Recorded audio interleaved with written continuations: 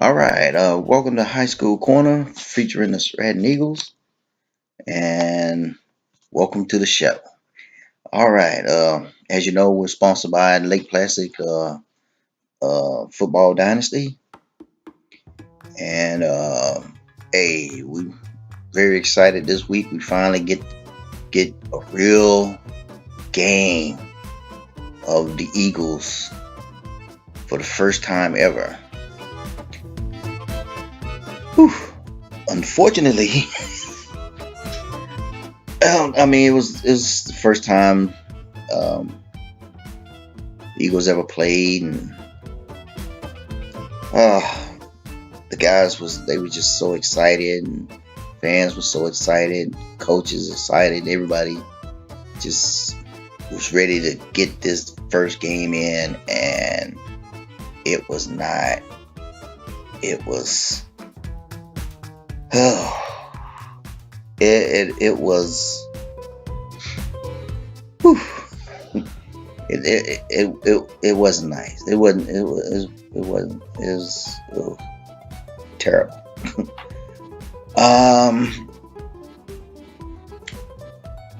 We couldn't hold on to the ball.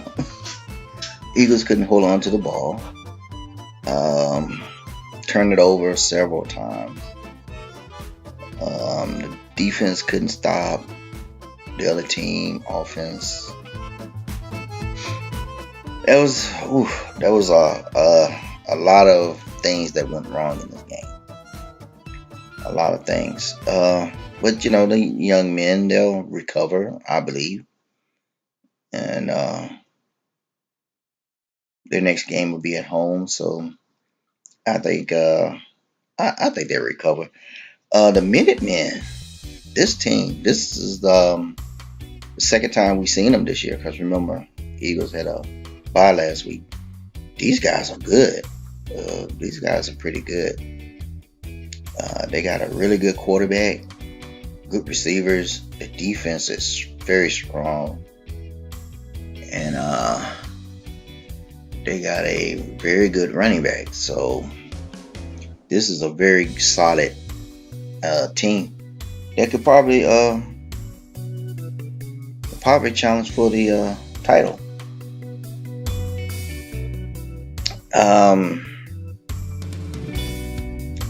Like I said, it was a rough going all the way through. Our starting quarterback had a real hard time.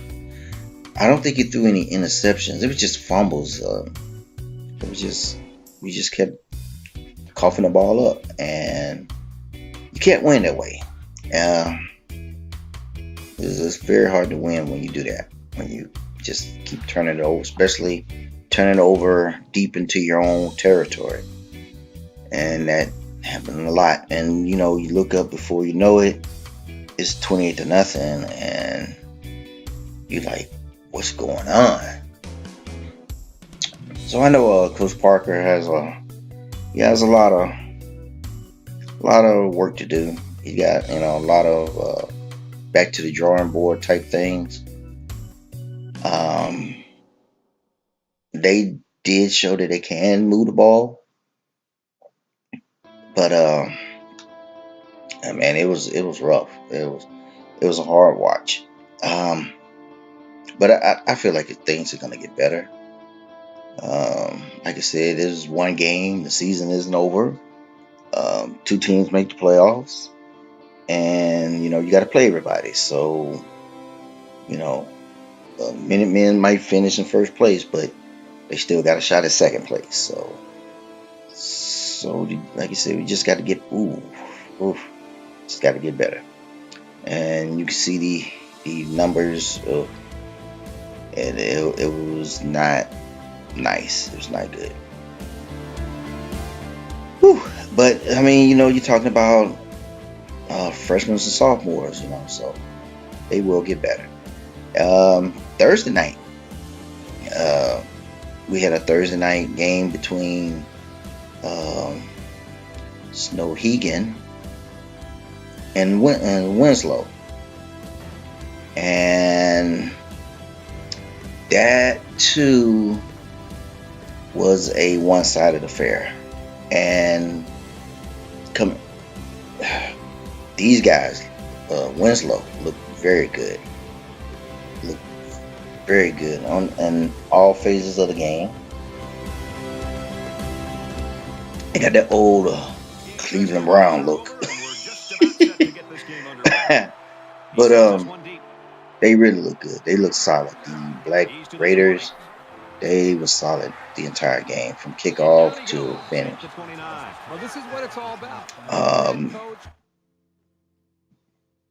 As you can see, they have a new head coach.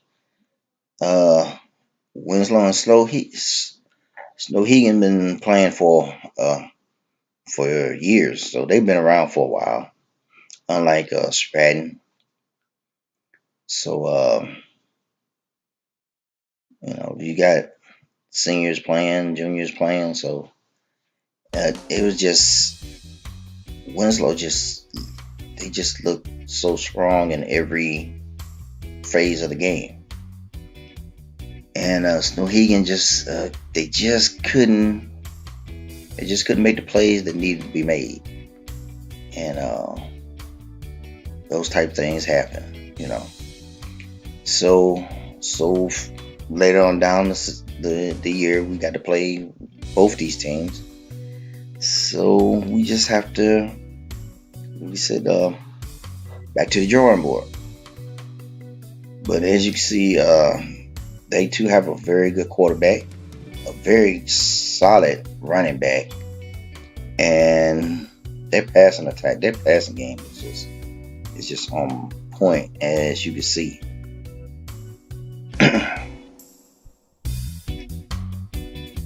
So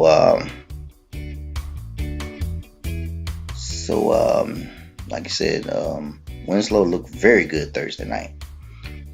Also, in the Western Province, the Mountain Valley bounced back from last week defeat to beat Edward Little 42-23. And Oceanside, who will be playing next week, took a loss. And as you can see, the standing, we got 3 teams at the top that hadn't lost yet. So, and the players of the week in the Providence, in the Western. Now we're moving on to the Northeast Providence, and they only had one game. They off to a slow start.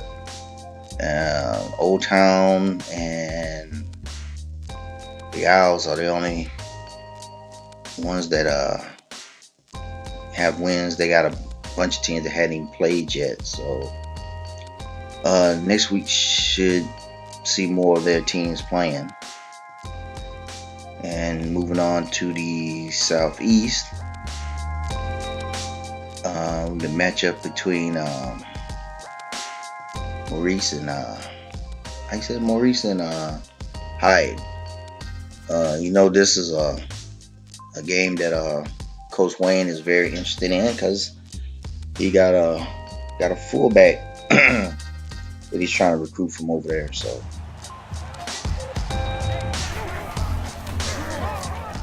we always gonna keep an eye on this team. There's the fullback right there. Couldn't quite punch it in on that one. His name is Harold Day. Harold. Always had trouble saying that. Harold. His teammates call him Happy, so they call him Happy Day. And once again, he tried to punch it in, but couldn't quite punch it in. It was a pretty good game, at the half it was like 10-0, so it was close. It was, it wasn't, they wasn't running away with it.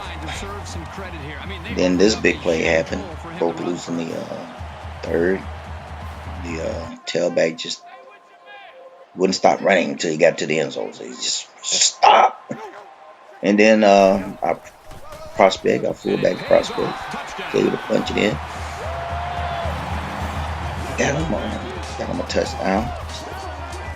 think that's 2 for the year for him. So, and their quarterback looked very good. So they the Phoenix, as they call themselves, they bounced back from a loss last week. So they look pretty good. So for EA Sports and Kirk Herbstreit, this is Brad Nessler saying thanks for tuning in, and we'll see you next time. And you can see the you see the box scores of the rushing yards and the rest of their conference. And as you can see, there's been a lot of blowouts in the last 3 weeks. 2 weeks. A lot of blowouts. And we gonna be keeping an eye on this conference. I think this is probably gonna turn out to be one of the best conferences. Yeah. Excuse me. Did I say conference? Providence. And then in the Southwest, we see Orchid Beach, Sanford, Portland, and Thornton Academy. All of them with wins, 2 wins.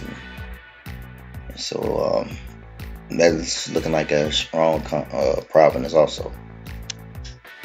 So getting to the prospects, we got Parks and how you said Fargo and a couple other guys supposed to be visiting. Unfortunately, we don't have a game this week at home, so that's gonna be kind of rough for them. You want to try to have games when they visit. But when they're ready to visit, they're ready to visit. So they're getting set up for the visits.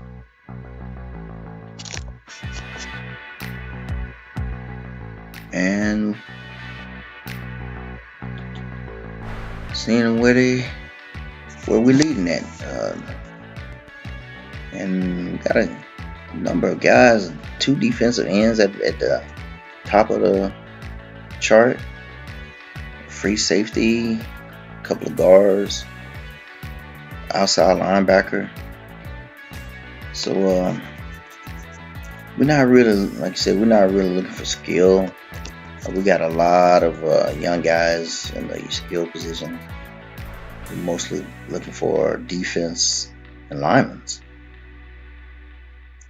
So still working on Marcus' brother, Michael. I had to go back and fix his chart. They didn't misspell his name, so we had to go back and fix his chart.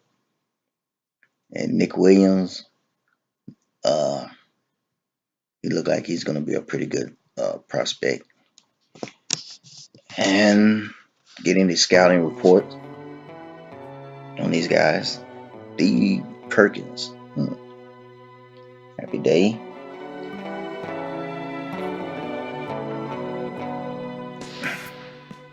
And Casey Tarbert is a bust.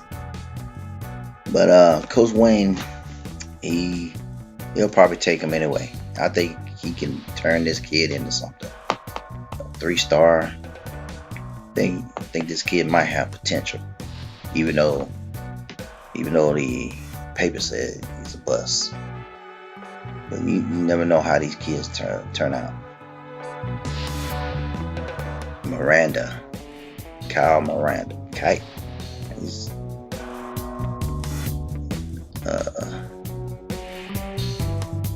He's at the top of the chart, defensive end. And like I said, not the most spectacular numbers on some of these guys, but Coach Wayne like a challenge, so he feel like he can bring these guys in and integrate them with the rest of the team and make something out of them. So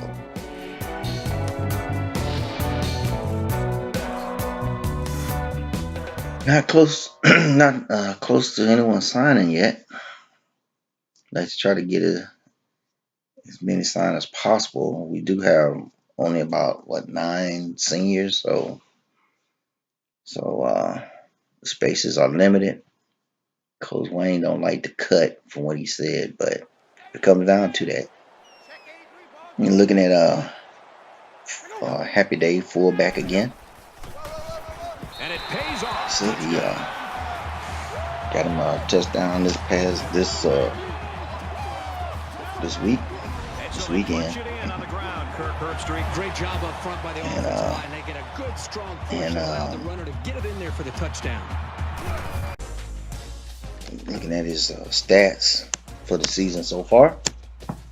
11 carries, 54 yards, 2 touchdowns. So not bad for a fullback. Like I said, the fullbacks don't hardly touch the ball this day and age. So getting ready for today's game with Toledo. And as you can see how we match up against them. Got some coaches news. So we see our coaches are lining up so far in the season. Both the assistant coaches, the coordinators, are up to level 2. So that's good. And you can look at the levels of all 3 coaches. And now we're gonna look around the nation and see where the games are. Trying to see where the games are. Where are the games? Come on, can we get a matchup here? Anybody? Georgia Tech, North Carolina. That's gonna be a nice game. That's a watcher. Stanford and Arizona might be a good game. New Hampshire and Alabama State. That's something that Coach Wayne might be interested in watching. Team he played against the team we playing against next week. Michigan State, Notre Dame, Florida, Tennessee. There you go. We got something. LSU, Auburn. That might be interesting. Delaware and Delaware State. Hey, we might check that out. We played Delaware State too. And Long Beach State is playing Maine, so that might be interesting.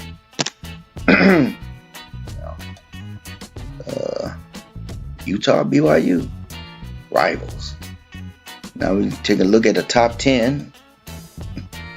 Well, really the top 25, but if you're not in the top 10, that's the bottom part of the top 25. And Lake Placid is not on it. The Heisman Watch. Still got Knight at the top. Players of the Week. Independent Player of the Week. Wow. Long Beach State. So, well, there you go. That's the show. And we're moving on to get ready for the game between Lake Placid and Toledo. And I feel like we're gonna do something. I think we're gonna be all right this week. Anyway, thanks for watching. We see you guys next week, as we'll be Stratton will be playing Oceanside, and we feel like it's gonna be a better game. So until next week, y'all have a good one.